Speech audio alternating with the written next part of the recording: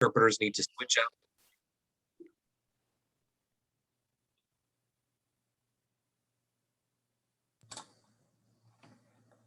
All right, we are live. Well, hello, everybody. Good afternoon. Thank you all so much for joining us on this Friday at the end of what I'm sure has been a long week. I'm Sushila Jayapal. I'm Multnomah County Commissioner for District 2, which is North, Northeast, and parts of East Portland. I use she, her pronouns, and I'm just really, really glad to be here for this important conversation. So a couple of logistics before we get going. We are, of course, on our technology platform. Please bear with us, give us grace if there are any technology issues along the way. We'll just try to do the best that we can.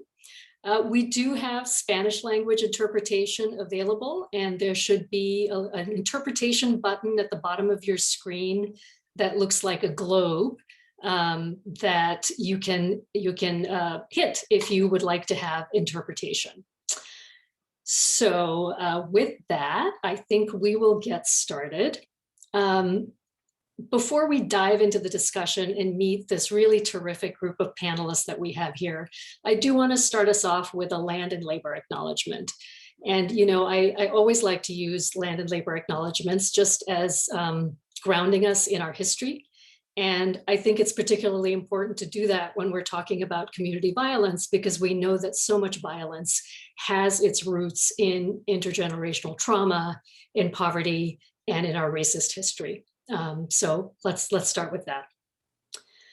We'd like to acknowledge that Multnomah County was built on the occupied indigenous homeland of the Multnomah and many other tribes in the Columbia River. These indigenous communities and their cultures have resisted and survived generations. Their ancestors cared for the land we live and work on today, and their current members continue to face persecution in their efforts to continue to protect the earth, benefiting us all. Our African relatives and their labor was also stolen to build the wealth of this country. We have the responsibility to remind ourselves and each other about this legacy.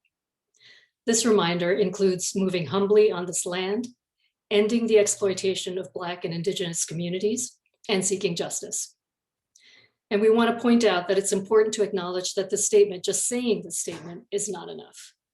Please continue to learn about the history of the land that we're on, the people who continue to work to protect it, and the other ways you can support Black and Indigenous communities. So thank you again for being here, spending time with us on a Friday afternoon. One more thing I want to talk about before we dive in is that we started planning this panel weeks and weeks ago to address the increase in gun violence that we're seeing here in Multnomah County over the past year. And I just want to acknowledge that it is tragic that we sit here today, just days after 8 people were shot to death in Atlanta, 6 of whom were women of Asian descent. And I'd like us to take just a few more seconds, and we'll make it 8 seconds for each of those 8 people in silence to mark their deaths and to honor them.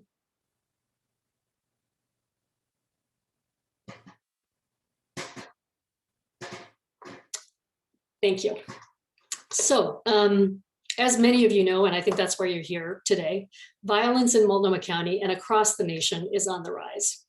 As of March 8th, this year has seen approximately 250 shots fired in Portland, 17 of which resulted in a homicide, in a death. And when we talk about those numbers, it can obscure the people behind the numbers. Just last week, those people included Titus McNack, who was killed at Dawson Park, and Jessica Garcia and Charlie Bourbon Lopez, who were killed at Canamox Park. Their communities have lost a father, son, daughter, uncle, cousin, neighbor, and friend. We've tended to think about violence as an individual issue that's addressed through the criminal legal system, but there's a growing understanding that it's actually a community and public health issue, and it needs to be treated as such. A lot of the recent conversation has focused on law enforcement, and that is a component of the response. But if we're going to treat gun violence as the public health issue that I believe it is, we've also got to talk about and invest in community-based strategies for preventing and responding to violence. And that's the conversation that I'm really looking forward to having this afternoon. To help us do that, we've got a terrific panel of local and national experts who are going to give us some context about the violence that we're seeing both here in Multnomah County and around the country. They're going to talk to us about the work that's already happening in the city of Portland, Multnomah County, and about some of the strategies that are successful in communities around the country and how communities are organizing themselves to respond to violence. So I want to acknowledge in advance that we're going to try and pack a lot of information into a relatively short space of time. So the format is going to be that we're going to go through, our panelists are going to present one by one, and then we're hoping to have a little time at the end of the session for some Q&A. And if you've got questions, feel free to pop them in the chat. Hopefully we'll have time to get to some of them. If we don't, we can perhaps follow up depending on the question, or at the very least, keep them in mind as we continue to move forward. So with that, I am really pleased to introduce our first panelist, Dr. Jonathan Jay. Dr. Jay studies urban health, especially youth exposure to gun violence, as an assistant professor at Boston University School of Public Health. He works at the intersection of data science and community health, focusing on relationships between the built environment and health and safety risks. Before receiving his doctorate in public health from the Harvard T. Chan School of Public Health, Dr. Jay trained as a lawyer ethicist and worked in global health policy. He received a BA with honors from Brown University, a JD with honors from Georgetown University Law Center, and a master's in philosophy from Georgetown University. And I want to mention that, like all our panelists, Dr. Jay has a wealth of other experience that I haven't introduced him with, but it's all the full bios are in the chat. So please do go look those up. Dr. Jay is going to start us off with some context about gun violence we're seeing in Portland, and also about national and local trends, where it's happening and who it's most impacting. Dr. Jay, welcome. Thank you so much for being here, and over to you. Thank you so much, Commissioner, and thanks to everyone for joining today. I also wanted to start with a note of solidarity to everyone of Asian descent who's on the call today. It's been a difficult week for me and my family, and a painful reminder of how white male supremacy shapes who is safe and who isn't in our society. I will be giving you, as the Commissioner said, that very zoomed out perspective, and so I'm excited to go quickly and turn it over to everyone who's here today who is an expert on what is happening in Portland now. So I have slides, but I can't see them. Should I be able to? Nice, I can see them now. So if you move ahead, we'll be talking about, we've been hearing more and more about how gun violence is a public health issue and needs to be treated as such. Next slide. So some of our best public health successes look like this. This is the 80% reduction in motor vehicle deaths per mile driven since the 1950s. That's a huge reduction. That's the kind of scale of target that we should have for reducing gun violence in our cities. Next slide. And how did we do it? So before 1950, we were very focused on the individual driver. Who's a good driver? Who's a bad driver? How do we persuade people to drive better? That didn't work. So what we did instead was, first, we built much better data systems so we could understand why accidents were happening, what were the causes. And what emerged from those data were that there were a range of environmental conditions, both outside the vehicle and inside the vehicle, that contribute to fatal injuries, right? So as you start to fall asleep and drive off the road, you hear that rumble strip, you wake up and pull it back to the road. And in the event that you can't avoid a collision, cars have gotten so much safer. It's such a less fatal environment in which we drive now. And there's very little evidence that we reduced motor vehicle fatalities by improving drivers. We didn't. We improved it by making the environment safer. Next slide. So there is a strong tendency to look at violence in our communities like we looked at drivers before 1950, that it's about individuals who are bad. We need to change what's going on with them. And that is at the heart of a criminal justice approach, not a public health approach. What we know in a public health approach is that hurt people hurt people. And often victimization, perpetration, enactment of violence are part of a cycle at the individual level that starts with exposure and progresses over time. So one important piece of a public health approach is to recognize that cycle and take steps to interrupt it. I'm going to go very quickly through interventions today, because I think you're going to hear more about those from other presenters. But some of the ways that we can help people break out of this cycle at the individual level is it in hospital-based interventions, recognizing that the moment when you've been injured is a really important time to get trauma-informed care and to get services that will help get you a job, get you on track. And then another opportunity is when people have had some adverse experiences with the criminal justice system, getting the full set of services that everyone should be getting all along, job opportunities, educational opportunities. These change lives and have been proven to reduce violence at the population level. As we, so very often a public health approach will stop there. We'll say, okay, we're going to do public health instead of criminal justice. We're going to focus on individuals. What we know from the motor vehicle example is that it's not just about what happens inside the driver, right? It's about what happens in the environment. So some of the most important research has come from how we can change neighborhoods and physical spaces. So on the next slide, we see what it looks like from an experiment in Philadelphia that took vacant lots that are full of trash and disordered, like you see on the left, turned them into simple, small parks, like you see on the right. Next slide. And this experiment was associated with big reductions in community gun violence. So on the next slide, we can think about how this would work in Multnomah County and in Portland, where maybe there aren't so many vacant lots. But if we understand how this works, we can translate the lesson.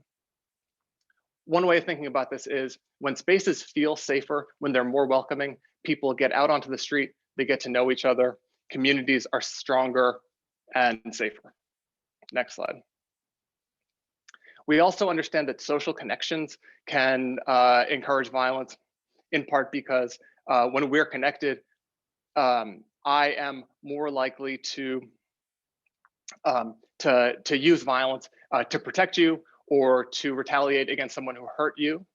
And so that's part of the idea behind violence interruption, sometimes called a cure violence model, which is when violence happens, we're going to send outreach workers to the people and the places where it happened to try and stop that retaliation. Next slide. And we need to understand this is happening in a structural context that determines who has access to safe spaces.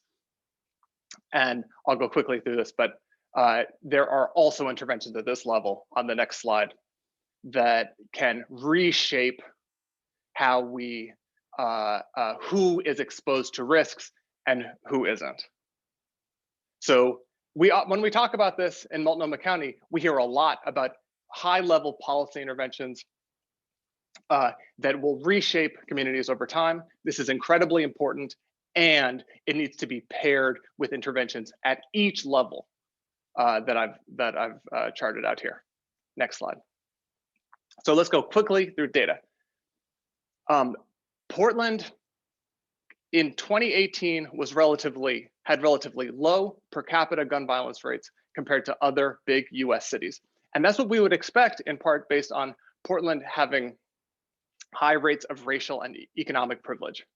Portland has one of the highest proportions of affluent white residents of any big US city.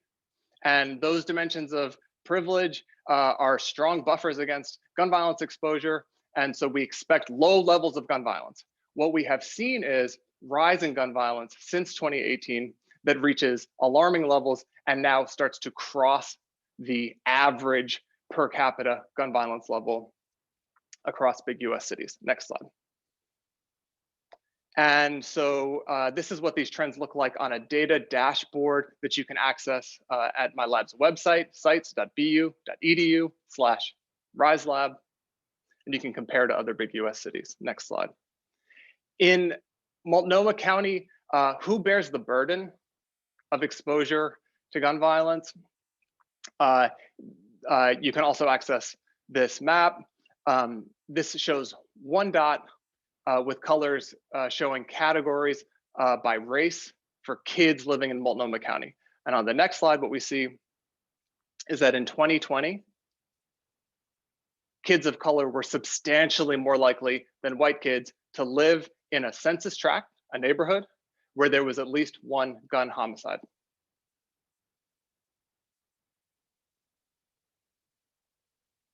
Double the rates of white children ages 5 to 17 as we look at the rates for Black and Asian children in Multnomah County.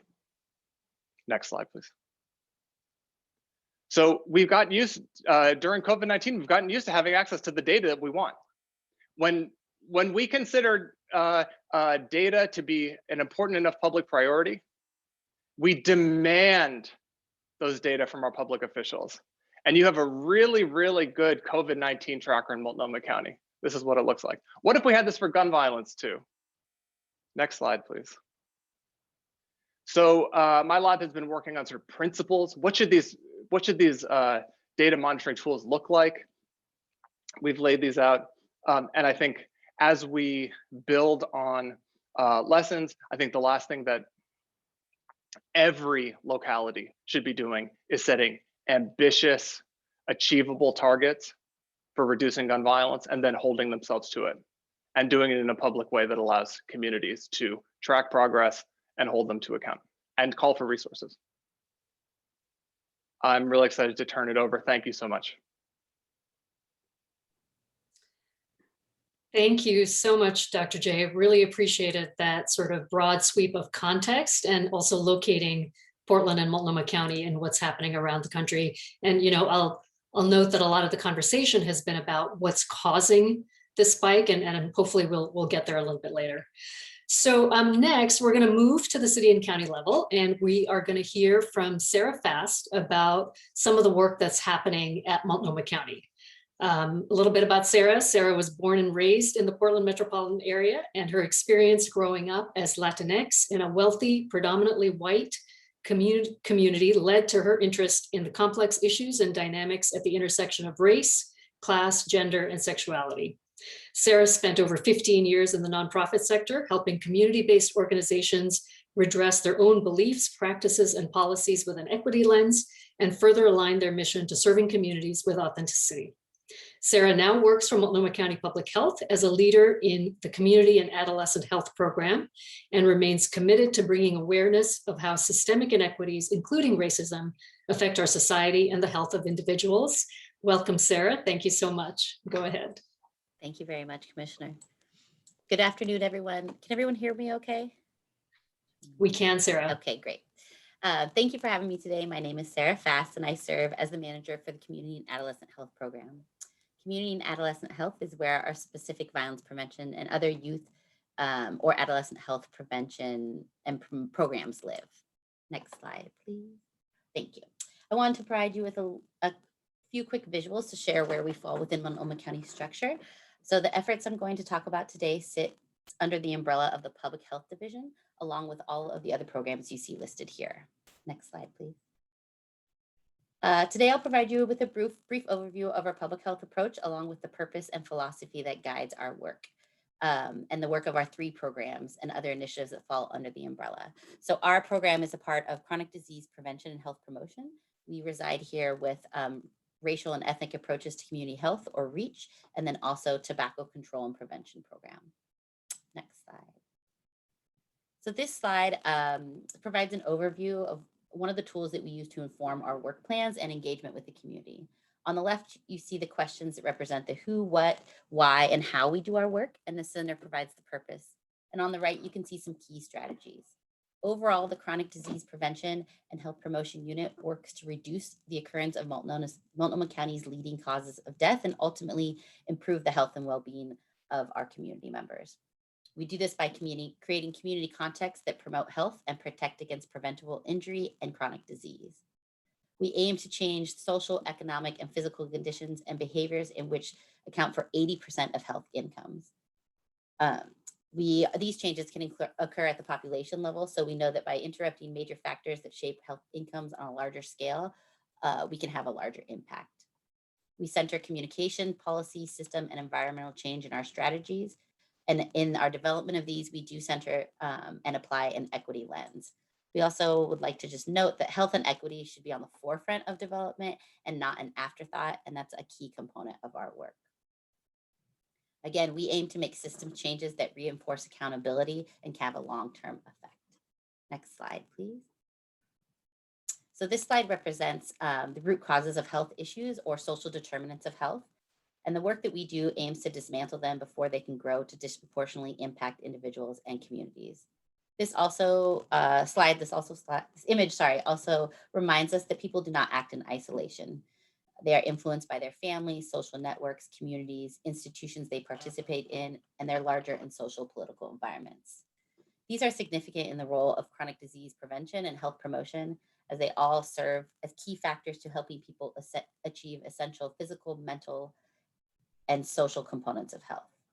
Again, public health works within the social ecological model at the population level rather than the individual level, which is super important when we think about violence prevention. A lot of times people consider violence prevention intervening after a violent act has happened or someone has participated in a violent act, but we really look at utilizing the upstream approach, and I'll get to that in a little bit. In Multnomah County, we know from data that the portion of our population that is most impacted by health disparities or violence are those from Black, African American, Latinx, Asian, Pacific Islander, Native, Indigenous, and other communities of color. So this means that people from these communities are living with and dying from the leading causes of death or chronic disease at a higher rate than our white community members. So we really must lead with race and also have a racial equity lens in our work. We also feel like that's key and important to engage our community members and honor community wisdom. We seek to empower these communities to respond to the specific challenges in their social, cultural, or physical environments by increasing control over those factors that shape their lives. Again, health disparities among these populations are rooted in fabrics shaped by structural racism. Our work is important in that it aims to advance health equity and heal traumas at the same time. We lead explicitly, though not exclusively, through race because racial inequities persist in every system across the county without exception. So this includes health, education, criminal justice, employment, and so on. There's not one example of a system where there is no racial disparities in outcomes. We lead with race because when you look at other dimensions of identity, such as income, gender, sexuality, education, ability, age, citizenship, and geography, there are inequities based on race. Next slide, please. Our team also looks at the root causes of violence to help steer our prevention efforts. The root causes of violence can be a number of different things, many of which have been mentioned before and that you may also be familiar with. Sorry, excuse me for a minute. I have a little one asking me questions. But they include things like having access to education at an early age and throughout your life, lack of comprehensive or primary prevention structure, so that can be across any systems, family isolation or lack of pro-social support, normalization of violence, so witnessing violence be in your community or in your home, a number of things like that. I'm sorry, excuse me for 1 minute. I have a little one trying to finish up the last day of school, so give me one No worries, Sarah. We have all been exactly where you are. Okay, thank you so much. Okay. All right, next slide, please. Oh, actually, let me, while this slide is loading, you can load it all the way through, Angela, sorry.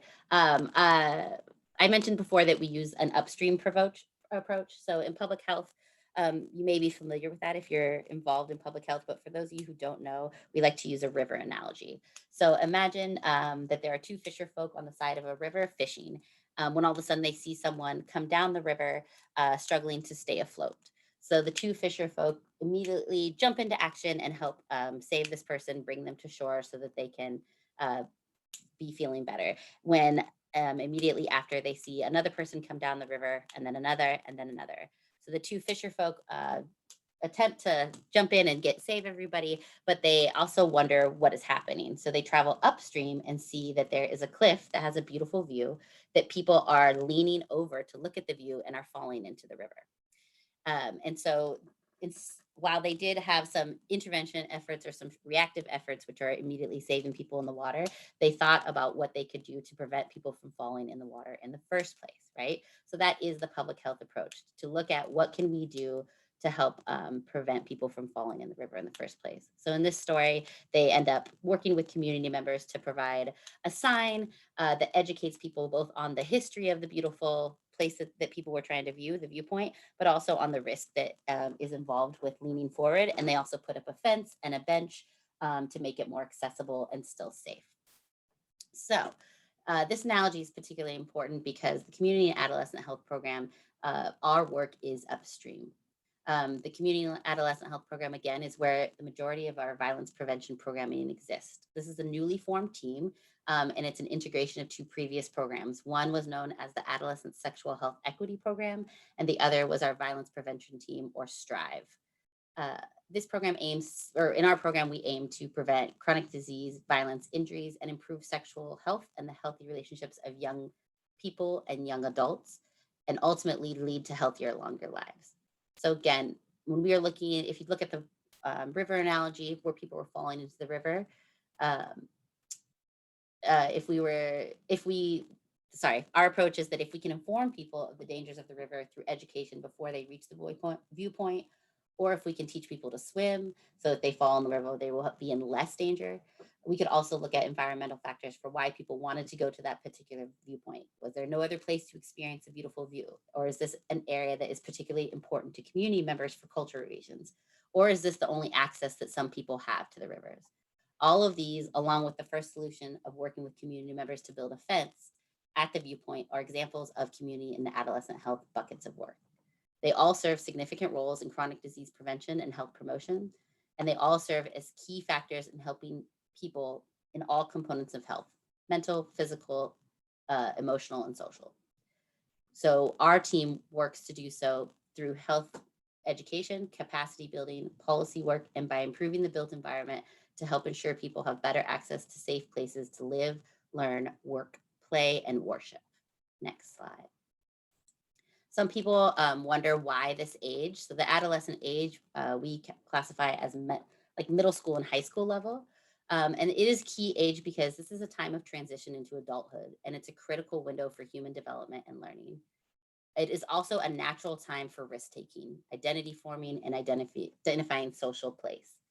Culture and learning environments inside and outside of school, including online, affect the learning opportunities adolescent students experience, as well as their development and capacity to learn. So supporting students at this age is key.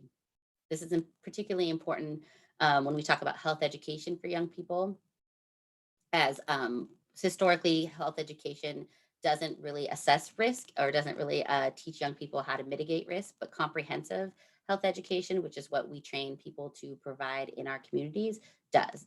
It allows people to look at risk, assess what would be the benefits or the negative outcomes, and make a decision that's right for them. And when we talk about risk, we talk about everything from the risk of skipping a class, which is typical for that age, all the way to engaging in sexual activity, drug and alcohol use, things like that. We also really want to help young people build up what we call social and emotional skills. Those are skills that help people navigate the world and make healthy choices. Next slide, please. Again, back to the river analogy. Utilizing community wisdom is a core component of the Community and Adolescent Health Program and our approaches to reducing health disparities and preventing chronic disease. At Multnomah County, we know we cannot effectively do this work alone. We recognize the importance of centering the expertise of community members and the expertise of those communities most impacted by health disparities, including communities of color, people experiencing developmental disabilities, and LGBTQ community members. We also know that as a government health agency, we have contributed to upholding systems and environments that are rooted in white supremacy. Because of this, we are intentional about advocating resources to culturally specific organizations who are woven into the fabric of our vibrant BIPOC communities. We are committed to working with culturally specific organizations in every step of our process. That means defining and prioritizing goals, reviewing, selecting, or adapting curriculum and interventions, developing data and evaluation practices, implementing strategies, and also reviewing or revisiting strategies for quality and fit. Next slide, please. Oh, those are some of our, sorry, that was some of our partners that we work with. Next slide, thank you. Again, we also do so by providing capacity building. So the role of public health is not actually to go in and provide direct service, but instead it is to expand and enhance the abilities of our community members. So we do provide a number of trainings on some of these content areas that you can see are listed here. These trainings are actually co-developed with community-based organizations. Sometimes we serve as the technical expertise on a core subject matter, but we really rely on them for implementation style, messaging, and also for like what's the best way to engage community members. We also do so through having community advisory boards and youth advisory boards, which are key components to our work as they help guide the things that we do. Next slide, please. Again, I spoke a little bit to the comprehensive health education that we provide. We do provide training and technical assistance on comprehensive sexual health education, which is rooted in violence prevention. But we also have another curriculum called Coaching Boys into Men. Coaching Boys into Men is a curriculum that was developed by an organization called Futures Without Violence. It was originally designed to be implemented in athletic settings with young people who identify as male. But we actually have adapted it with community partners and at the request of community partners to be implemented with any gender, any young person who has represents any gender, and also in non-athletic settings. And the reason for that is that intimate partner violence or teen dating violence impacts everybody at every space. This curriculum is designed to relook at masculinity and redefine masculinity, and also improve healthy relationship skills like communication, values, boundary setting. And so it's essential that we involve all young people and their trusted adults in moving this work forward. Next slide, please. Another component of our work is called what we like to call CPTED, but it stands for Crime Prevention Through Environmental Design. This is a set of principles for changing the built environment in order to create safer neighborhoods. These two examples, or these two images that you see here, are sort of two examples. One represents like community gardens, so taking an abandoned lot where potential crime or violent acts could happen, or really where just unproductive things are happening, and turning it into a community garden. It occupies the space in a different way, but it also allows people to participate in healthy activities. The other is by doing a mural or a painted mural. You've seen these in like intersections, but also murals on walls, spaces where people are walking by a lot. Beautiful artwork can uplift our spirits, but also can increase the use of a space. So CPTED strategies rely on our ability to create connected neighborhoods where people feel a sense of commitment to their community and behave in safe ways.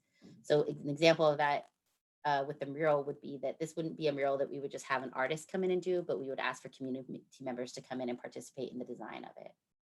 CPTED principles can also involve other things that are working with police or have law enforcement leads, but we like to say that the public health approach is to create safe spaces for community members to frequent while discouraging crime, or otherwise known as placemaking as peacemaking. That is the bulk of our work in community adolescent health. So I thank you for your time, but I look forward to any questions that you all might have. Thank you so much, Sarah. And I thank you for giving us sort of that broad perspective, grounding us in all of the upstream work that we do around public health, and then really bringing it back to some of the strategies that Dr. J talked about, which are strategies around placemaking that can seem simple and can seem trivial, but I think we're learning really have significant impact. So Thank you for that. So we're going to shift a little bit. You know, Sarah talked about upstream, and that's prevention and all of the work we can do to prevent violence. Want to introduce now our next presenter, Erica Pruitt. Erica is the director of Multnomah County's Department of Community Justice, which I'm going to refer to in our shorthand as DCJ. She's worked for DCJ for over 25 years, committing her career to improving outcomes for the most vulnerable in our communities. She started her career within DCJ as a probation and parole officer, working with justice-involved women and gang-involved young men. She has served on all levels of management within the organization. She is also an active member of the American Probation and Parole Association and has served on multiple levels of that association and is currently a past president on the executive committee. Eric is going to talk to us about DCJ's role and responsibilities in responding to violence. And the distinction I'm making here is that typically when a young person is being worked with by the Department of Community Justice, that young person has already become involved with the criminal legal system. So we're going from that upstream, prevention onto now response and mitigation. And with that, I'll turn it over to you, Erica. Thank you so much, Commissioner Jayapal. Can everyone hear me? We can. Awesome. So I do not have a PowerPoint, and I really appreciated your awesome visuals, Sarah, and really the context that you set, Dr. J, around really violence in our community, the multiple levels of how we need to be looking at safety.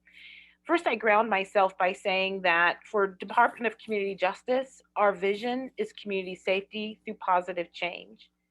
We come into this work understanding that we are the last point in the sequential intercept model, which is the criminal justice system, for a person to be involved in the criminal justice system. And I think it's important before I start to acknowledge the disparities that have plagued the criminal justice system from the start.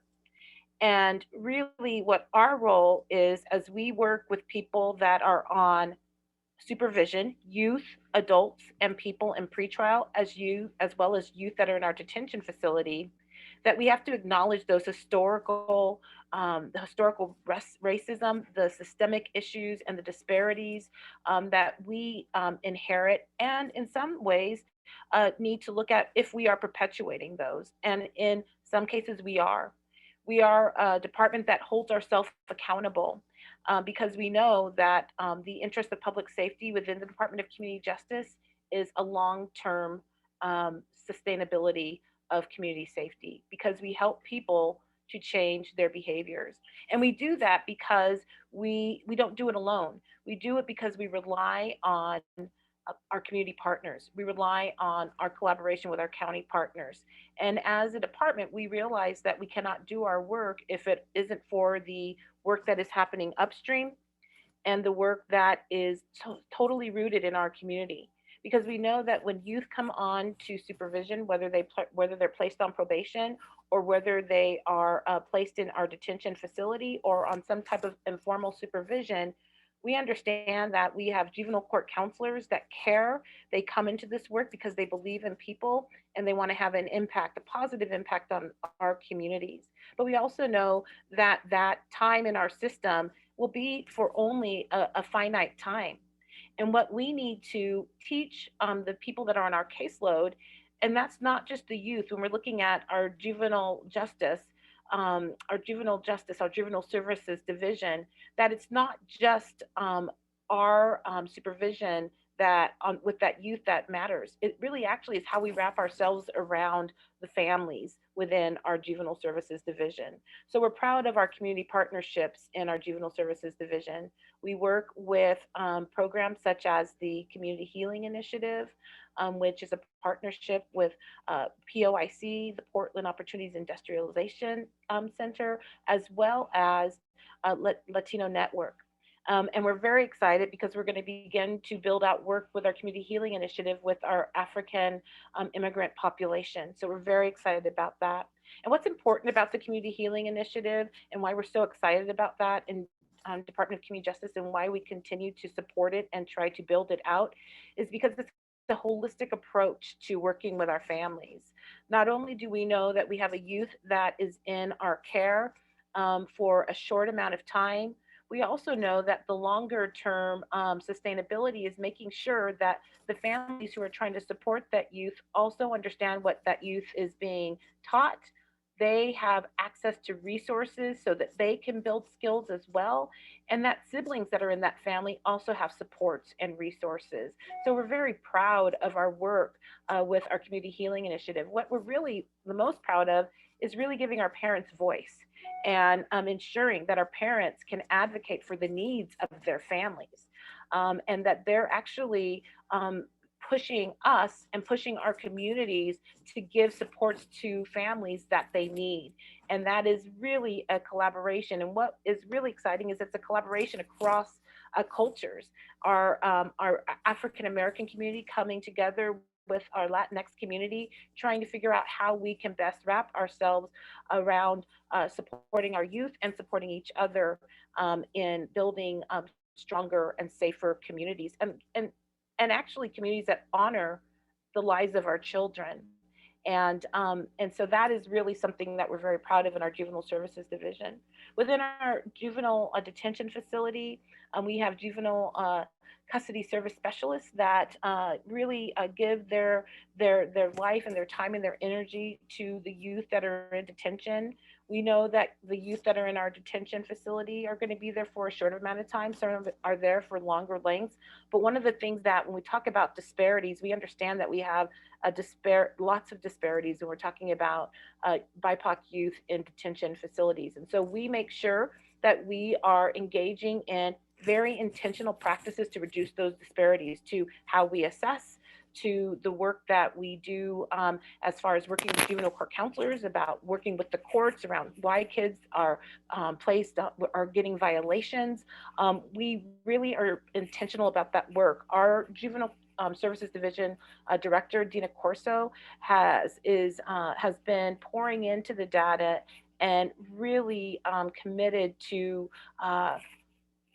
decreasing those numbers. And we have made some inroads that we're very proud of in that respect. In our adult services division, we are very focused on individualized case planning and case management for the people that are on our caseloads.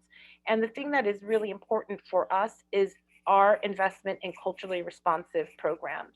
We are a jurisdiction that is known nationally for our investment in culturally responsive work, and actually taking the work, the traditional work of probation and parole, and taking things like trauma-informed care, brain science, and equity lens, and actually integrating it into our work, actually providing RPOs with tools and resources to be able to reach our clients in a more meaningful way. Oftentimes when youth or adults come into our offices, we don't even have a sense of the trauma that they're bringing in to the office when they're sitting there to meet with our staff, or if we're meeting with them virtually, what's been going on in their life.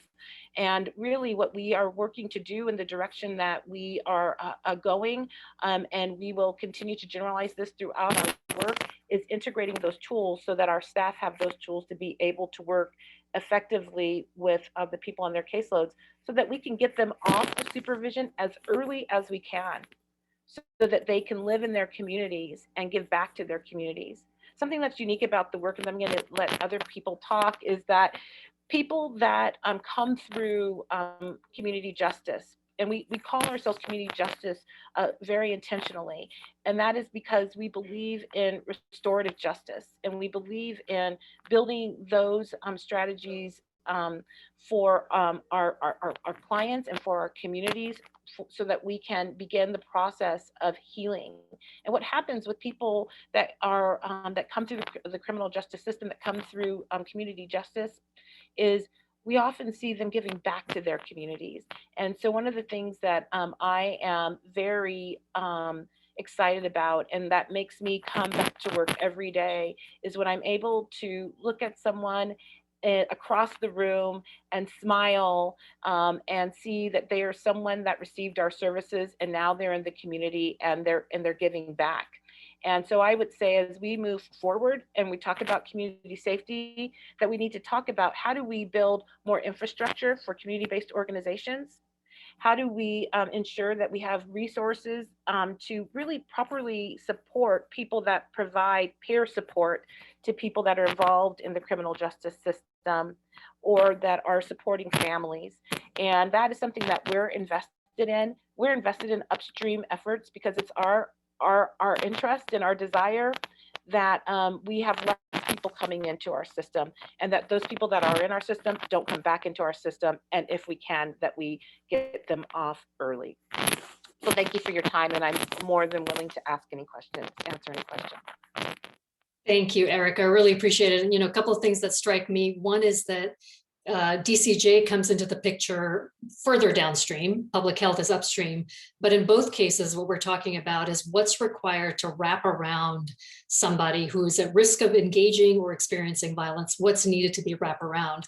And then I want to call out the last thing you said about resources and tie that to the conversation I think we're all having over the past year about how do we where should we put our resources? Where do we put our resources in order to prevent and respond to violence? And I think one of the things you mentioned is our community-based organizations to provide those wraparound services. So thank you for that. So we're going to move now to the city of Portland. Got a couple of folks from the city starting with to talk about the work that's happening there, starting with Mustafa Washington. Mustafa serves as the Office of Violence Prevention's program manager. He was born and raised in Portland. He's also a proud alumnus of Benson Polytechnic High School. He received his BS in Business and MS in Management and Organizational Leadership from Warner Pacific University, loves how Portland is home to so many beautiful parks. And a couple of parks that he likes to visit with his family are Dawson, Irving, Alberta, and Kenton parks, which are all located in North Portland. Mustafa, looking forward to hearing from you.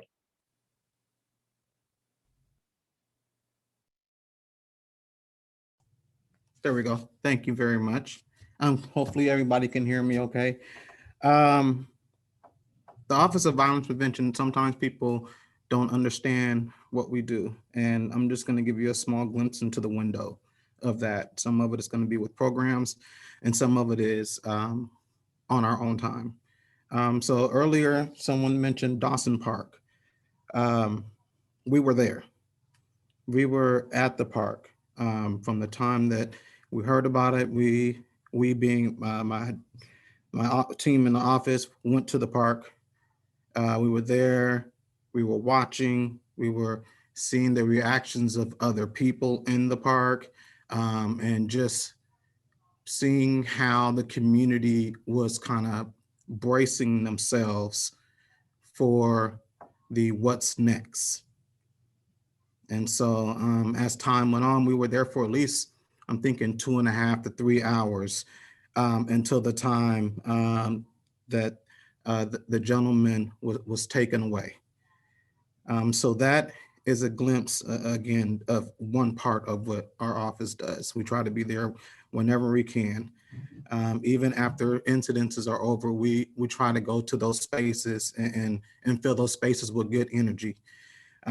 There's not a whole lot of us, so we can't be everywhere at one time, but when we have those opportunities, we like to take advantage of them. The second part of what our office does is we manage, well, myself, I manage the programs for the Office of Violence Prevention. The Office of Violence Prevention sits underneath the mayor's portfolio. A few of the programs that I'm going to go over. One is one I call a in-house program. And this program is Portland Restoration Academy. It's our pilot program designed to improve the quality of life for our formerly incarcerated community through quality mentoring and access to families and sustainable employment. So basically what we're doing is we conducted interviews to have 3 interns. These interns they come in at least 3 times a week. And I learned a lot from them because what they are is they're telling me what's wrong with the system, how it failed them when they came out. And how to help other people who are coming out navigate the system. So I have one individual who, after his release, had to go stay with his mom, and then, kind of bounce around from there. But he said, if the process would have started at least 12 months to 18 months before I would have gotten out. So the process of looking for a place to stay, worrying about IDs, bus passes, all those things would have happened, started that process 12 months to 18 months before he was released. He maybe could have been released and transitioning into his own place. Therefore, if he has a PO, hey, here's my address, or here is where I'm, instead of I'm have to stay at my mom's house and hope that there's no other elements in the way that where the PO is like, can't stay there because of XYZ. All right, so this is some of the work that we're doing. This cohort will shape the program for the future as well. So again, this is a pilot program. So my current cohort is actually going to shape and build this program out based on their experience. Everybody's experience is unique.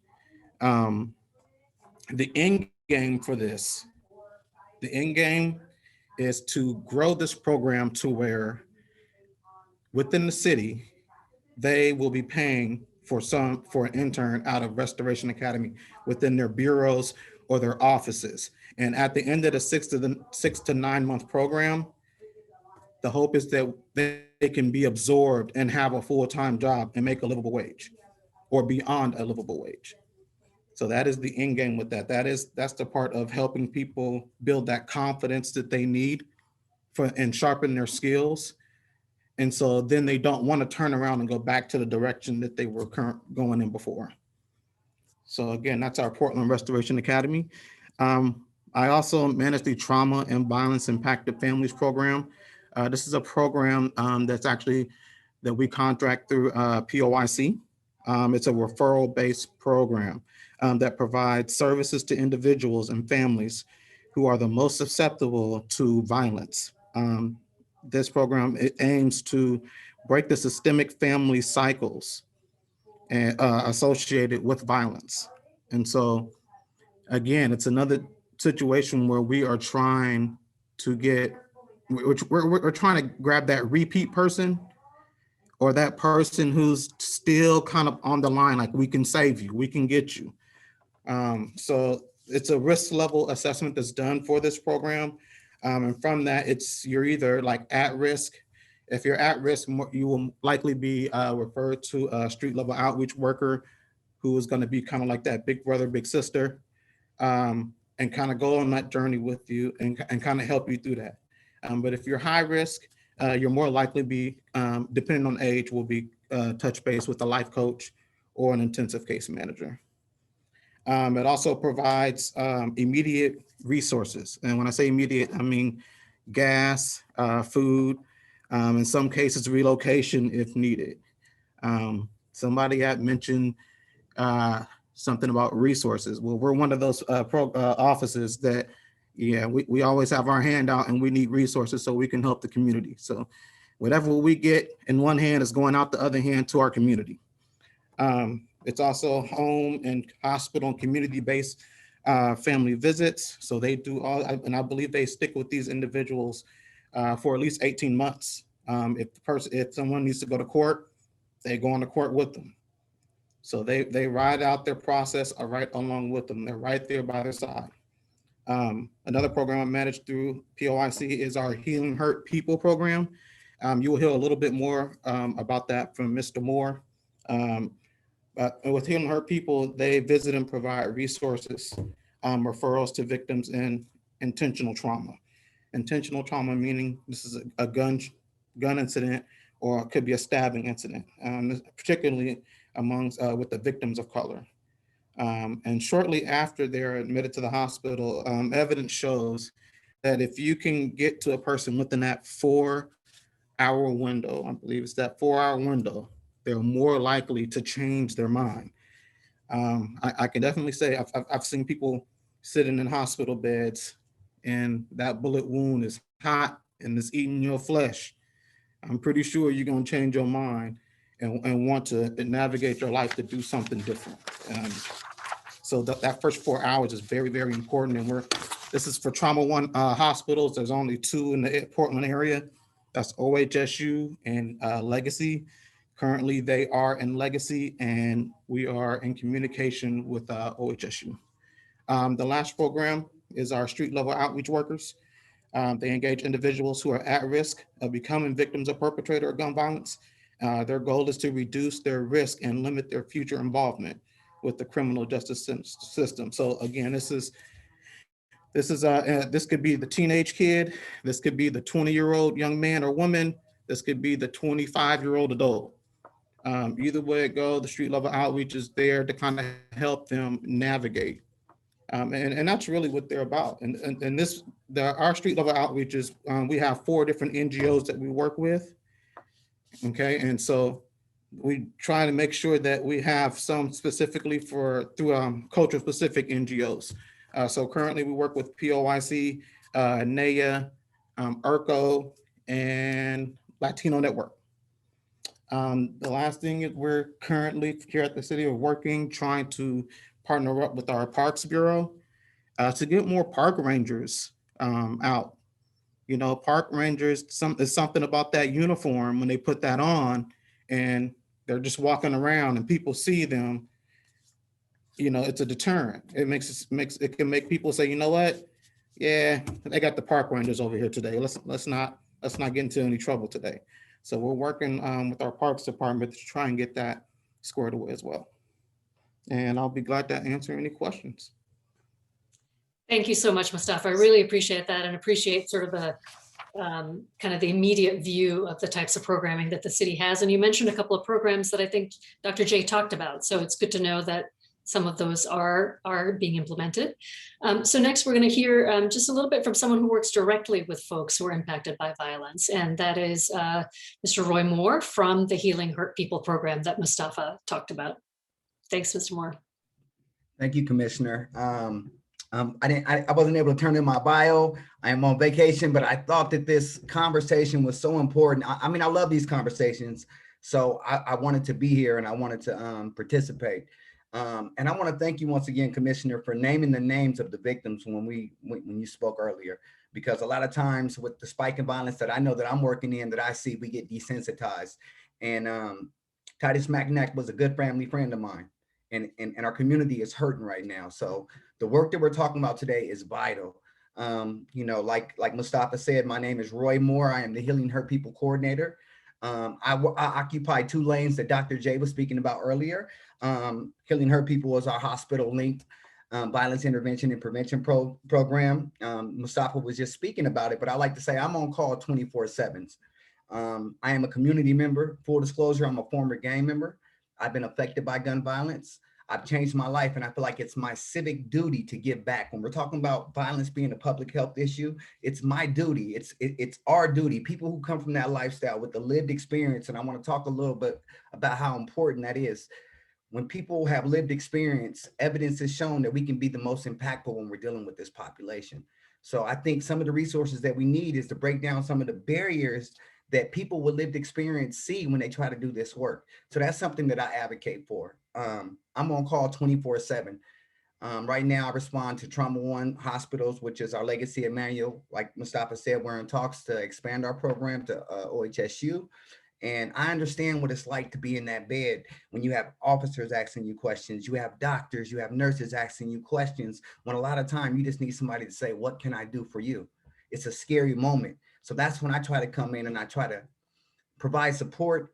I advocate for you, but most of all, I try to get you to make some different decisions, because once again, this is an evidence-based best practice program. And right in that moment is when you're more than likely to be reached.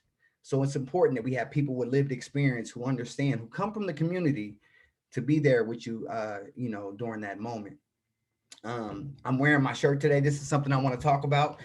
This is Stop the Violence. I am the founder of Man Building Man. When we talk about community mobilization, this is what this is all about. Last year, we started a social media campaign to combat gun violence because it's going to take the community to get involved for us to really, really have an impact on gun violence. And what this was a chance to give everybody an opportunity to play their part. One, to bring awareness about the gun violence, but to stand as a community. It's called We Are the Caution, because we are the caution tape. for our community. It's not the police job. They come in and they do the enforcement part. They're the accountability part. But when we talk about intervention and prevention, a big part of that is community mobilization. So I wanted to give our community a voice. Everybody has a social media platform. So these efforts are important. Right now we have Love is Stronger, and they're doing the No Bullet weekends and the safe spaces with a lot of the food trucks. So I encourage anybody who's out there to support these programs, because this is where the meat and bones of a lot of these efforts are going to come from. It's going to come from us, the community. Another thing, when I talk about credible messengers, and Erica spoke about it, it's vital that guys like me empower other men who have made it through the criminal justice system, who has made it through the gang lifestyle, who are affected by gun violence, to empower them to come back and give back to a community that we took so much from. That's, once again, our civic duty, but that's where, we can really play our part, because a lot of times, programs can't reach these kids, but we're right there on the street level aspect, being able to be there in those times when activity is going on. I'm also the street level outreach supervisor. So our street level team, we're going to hot spots. We're showing up to the funerals. We're at the visuals. We're at the crime scenes. They're at the hospital when I show up at the hospital. We're building relationships with the community, having a presence, to try to encourage them to do something different. We want to be there, in those heated moments, to try to detour some of the activities that lead to really, to a lot of the gun violence that we're seeing. I can't stress enough how much our community is hurting right now. When I show up to the hospital, the families that I see, the mothers that I see cry, the young men who are scared. And we know violence begets violence. These are young men who are scared in that moment. But when you're scared for your life, it's hard to make rational decisions. So I think all the efforts in a holistic approach, as we talk about a lot of the programs today, it's going to take all of us to come together, work with each other, to really, reach our community in these trying times, because, it's scary. As long as bullets are flying, none of us are safe. So, I think this is an important conversation. Thank you for having me. I'm going to continue to work. Once again, support the efforts done by the community. The No Bullets weekend. We are the caution. Every Friday, post a yellow shirt with the hashtag We Are the Caution to combat gun violence. Thank you, guys. Thank you so much, Roy, and thank you for being here on your vacation, and thank you for kind of giving us that perspective of lived experience, and also telling folks who are here in this conversation what they can do to help, because I think that's one of the objectives of this, is to say, how do we bring community in? And so I think that's actually a perfect pivot to our next couple of speakers, who are going to talk about strategies that have been successful in other parts of the country, and also what can we do as a community to implement some of those strategies, and what can we do as individuals to help address this problem. So we're going to start with Mike Mead from Everytown for Gun Safety. And because we're running a wee bit late, Mike, I'm going to skip your bio and I'm going to let people read about you. It's really impressive, but they can look at it in the chat. I'm going to turn it over to you. Go ahead. Thank you so much, Commissioner. And it's hard to follow Roy, because there's so much passion and he does such important work.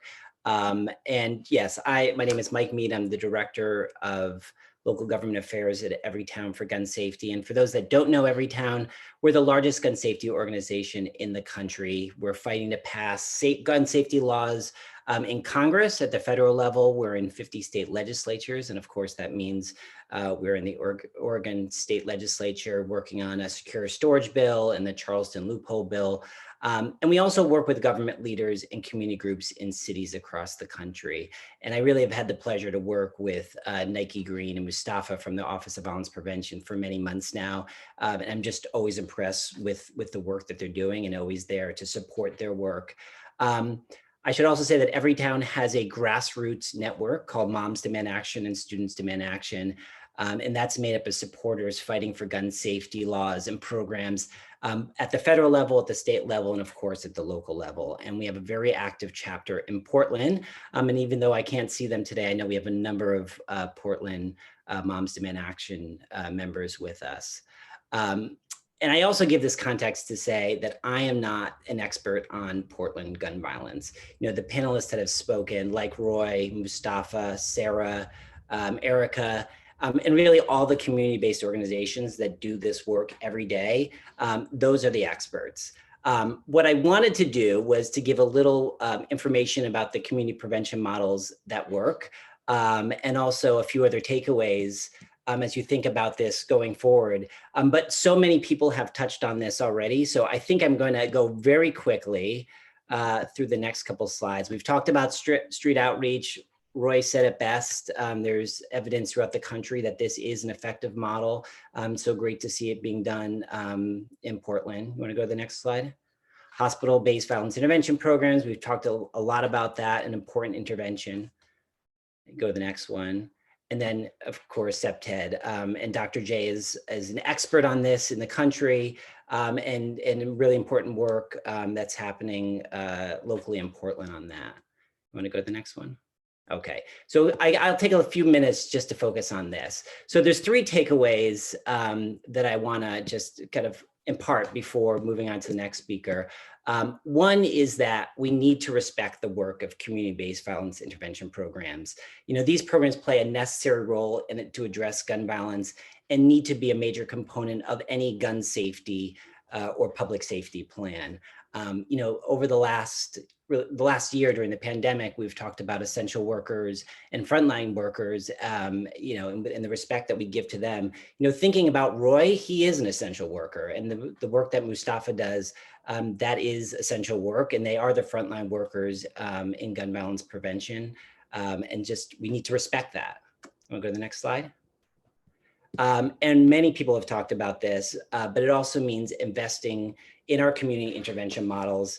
One of the most important ways to respect this work is to provide the adequate funding to be successful. And Erica also hit on this. And this means, in many cases, it means increasing the funding and sustaining the funding for programs like the Office of Violence Prevention. Mustafa mentioned that, and making sure that there is the necessary funding that's there. I listened yesterday briefly. Nike Green, who heads the Office of Violence Prevention, presented to the City Council and asked for an additional $1.6 million for street outreach workers, for additional street out workers, for additional hospital-based resources. You know, that's a conversation that's happening. It's about to happen leading into the next budget year, but that conversation is starting now. So as people think about where you can advocate or where you can be part of that conversation, just want to say that that is an important part when you think about local funding. But there's also state funding. There's programs in other states. They have funds set up to get money down to community violence intervention programs. There's a program, I think maybe Brittany will talk about this, in California called CalVIP. And there's other states in the country that are providing funds from the state level to go to the local level. And I want to just take another second just to talk about federal funding, because there's been a lot of discussion over the last couple of weeks about the COVID relief package that recently passed. You know, many people, I think, on this call have started to receive a stimulus check of $1,400. But in that legislation is $130 billion, that's billion with a B, for local governments to address the impacts of COVID. And many cities have already used that money from the past federal relief programs to fund gun violence prevention. Chicago did this, Columbus, Ohio did this, Baton Rouge, Grand Rapids, Michigan. So there's a number of examples of this. So as this new infusion of money is coming from the federal government coming to Portland, it is that there should be a conversation happening about how that money is spent and whether it should be spent to expand these gun violence prevention programs. So the next slide, please. And my last point is there needs to be coordination with necessary stakeholders, and others can talk better, have more experience about what this is like in Portland. But the old model was really singularly focused on law enforcement. Law enforcement was the answer for gun violence prevention, right? This was an old model decades ago. And we're learning so more that it's much more complicated. Law enforcement may have a role, but so do the community-based violence intervention programs, elected officials in the community, and they all need to be talking. And they also need to be sharing data. And Dr. J talked a little about this before as well. Sharing the data, sharing information, making sure that there's conversations that are going on between law enforcement and the community violence intervention groups. There's good intelligence and knowledge that can be shared among these different stakeholders. So with that, I will turn it back to you. Again, respecting these programs, investing in these programs, and coordinating the work. Those are just 3 takeaways that I hope to share with you. Thank you so much, Mike. And I think that sets us up well for then talking about how things have worked in other communities. And I'll mention that, as I said before, we are running a little bit late. I am still hoping to have time for discussion. So to the extent that panelists can stick around, please do. And if folks in the audience can stick around, please do. And if you can't, we totally understand that. Want to introduce our next panelist, Brittany Nieto from the Giffords Foundation. And Brittany, as with Mike, I'm going to skip your bio and hope that people read it in the chat and turn it over to you to talk about how communities have worked on this issue in other parts of the country.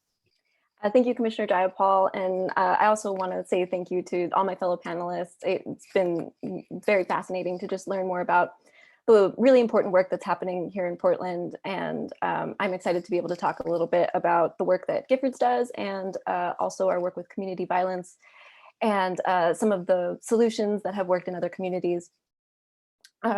So my name is Brittany Nieto. I am the Community Violence Program Manager at Giffords, which is a national nonprofit organization led by former Congresswoman Gabrielle Giffords. And we're dedicated to researching, drafting, and defending policies and programs that are proven to save lives from gun violence. And so as part of that mission, in 2016, we launched our community violence initiative with our first report, Healing Communities in Crisis. And in that report, we explored a number of evidence-based and community-driven strategies to reduce community violence. So we continue to work to educate lawmakers and the public about these solutions.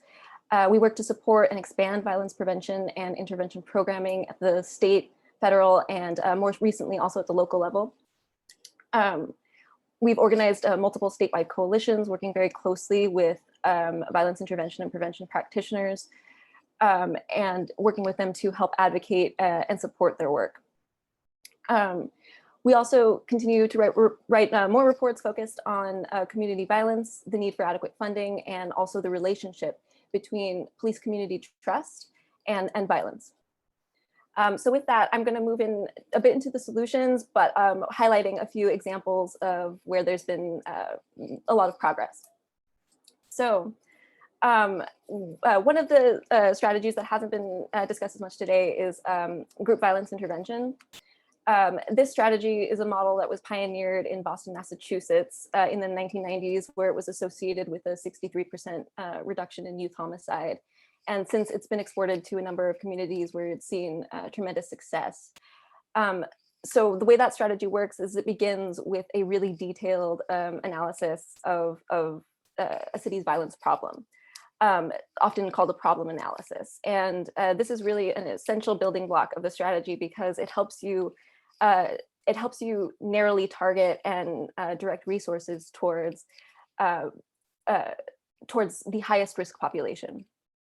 And once that population is identified, they're then brought in for something called a call-in, where law enforcement representatives, social service providers, and community groups are all coming together to convey a message that the community wants to see them alive and safe and out of prison. However, the shooting has to stop and won't be tolerated in the community. So this process is repeated until the message is adequately distributed. One of the cities that's benefited most from the group violence intervention strategy is the city of Oakland. We wrote a report highlighting this as a case study, and Oakland has struggled with violence for a number of years. And in 2012, when they in earnest launched a group violence intervention strategy, the city saw a near 50% reduction in gun violence over about 6 years. Moving on to some of the other solutions that have been discussed a little bit more in depth here, so I won't go as much into the detail there, are hospital-based violence intervention, which researchers have found that within the first 5 years of hospitalization for an assault-related injury, the chances of recidivating are as high as 45%. So as I believe it was Mustafa and others have mentioned, this is a critical intervention point for folks who are at high risk. And there's also been some success implementing HVIP strategies in various states. So in New Jersey, for example, in 2019, the state directed $20 million in federal VOCA assistance grants to support the New Jersey-based, the New Jersey hospital-based violence intervention program. So when this program started, New Jersey had just one HVIP, and now they've been able to expand out to 8. So it shows the importance of state investment and also federal investment here. So the last strategy I'll talk about is relationship-based street outreach, which is another very effective model. The strategy, as others have said, is rooted in the public health approach. And often avoids a law enforcement component, though in some cities there is a law enforcement component, but when that is the case, there is a solid line between that, and information only ever flows one direction, and that's from law enforcement to community service providers to both ensure that our credible messengers remain credible, and also to protect their safety. Cure violence is probably the most popular and prominent street outreach strategy, and it has seen success particularly in New York and in the Bronx area. Evaluations have shown a 50% reduction in gun injury rates associated with the Cure Violence program in East New York, and in the South Bronx, evaluators noted a strong and significant reduction in gun injuries and shooting victimizations. So that is all the strategies I'll cover right now. And with that, I'm gonna just reiterate that there are a number of evidence-based strategies that we know can have a substantial impact on violence. And while these strategies always have to be tailored to the community, they are absolutely exportable and capable of achieving impactful reductions in shootings and homicides. Thank you. Thank you so much, Brittany, and thank you really so much to all of our presenters for this information. It's been a lot of information. You know, I'll ask if you can stay for an extra 5 minutes so we can have just 10 minutes of conversation and maybe a little bit of discussion. And I'll open it up to anybody, but I'll kick us off with I guess this question that occurs to me after listening to all of you, which is to say, the folks who have experience in other parts of the country have identified some strategies that have worked elsewhere. We've heard, I think, that some of those strategies are being implemented here in Portland and Multnomah County. I think, you know, we heard from county and city about CEPTED programs. We heard a little bit about outreach programs. We heard about interruption programs. So what is it that, what are the essential elements to sort of pulling those strategies together and making sure that they have impact? And I think you've alluded to some of these along the way, but what is it that's really important to making sure that those strategies have the impact of reducing and, you know, ultimately eliminating gun violence? And anyone, if no one jumps in, I'm going to pick on somebody. Commissioner Jayapal, this is Erica. One of the things that I was just in a conversation this afternoon, and we were talking about the responses to safety and violence in our community. And one of the things that I think that we lack is kind of a schematic of where are all of our assets. I think sometimes we do so many things in pockets here and pockets there. These people are having a really big impact on this community, and these people are having a really big impact on these communities. And I think what misses is that kind of collective perspective of what's happening across so many communities in Multnomah County. And that is, I think, really the next step for us, is really trying to see what that looks like in East County to in Portland. And because we know that people travel across many streets and many lines within our counties. And I think that that's something that would be very important. Yeah, that's great. Thank you, Erica. Anyone else want to? I encourage you to jump in if that sparks thoughts for you. Yeah, I mean, I have to jump in, Commissioner.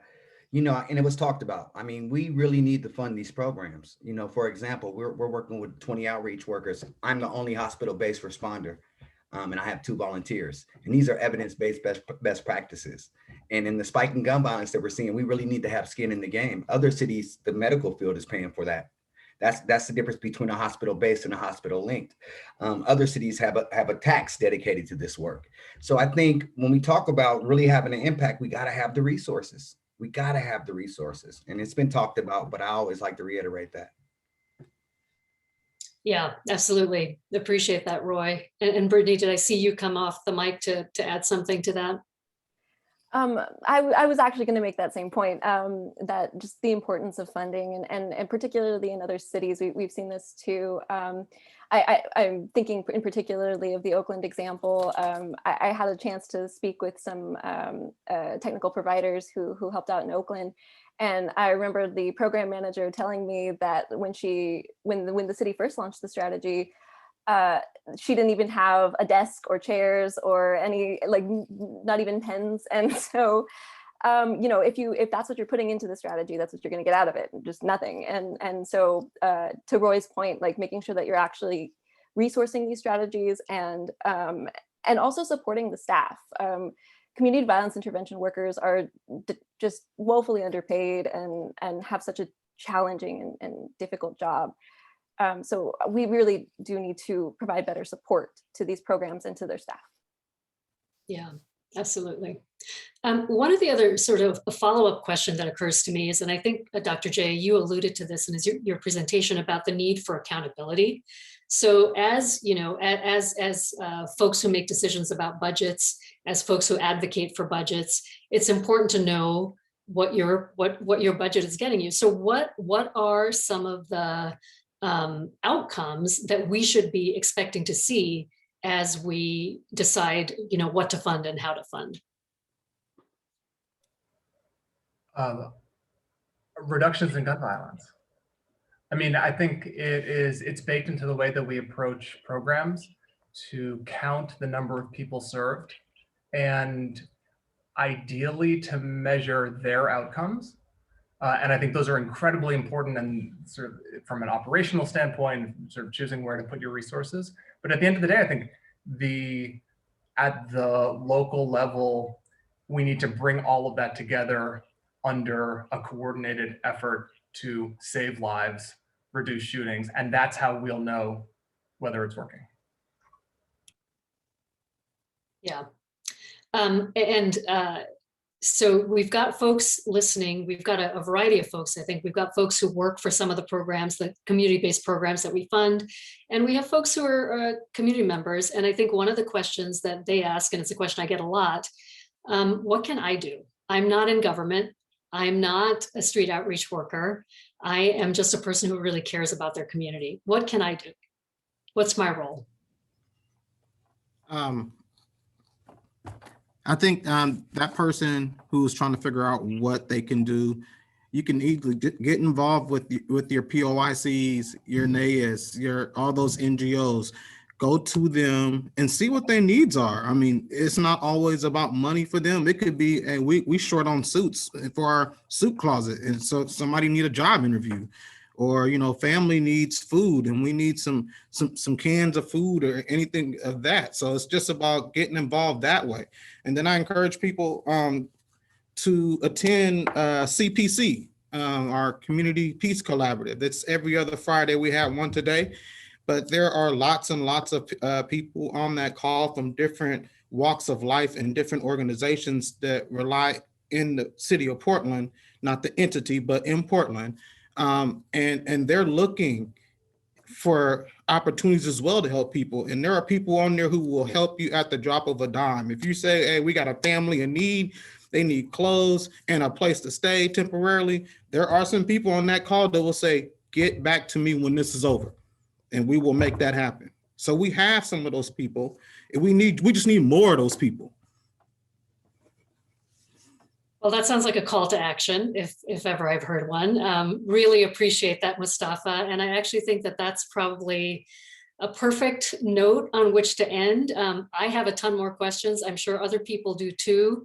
But I think this is all something that we all deeply care about, that we're going to keep working on. And again, I just want to appreciate so much all of you for the work that you do every day and for being here to join us for this conversation. And to everyone in the audience, appreciate you too. It's a Friday afternoon and you've spent an hour and half of your time here with us. And I think that already tells us that we've got a community that's willing to come together and really pitch in to figure out how to address this problem. So thank you all. Thank you. Thank you. Have a great weekend and take care.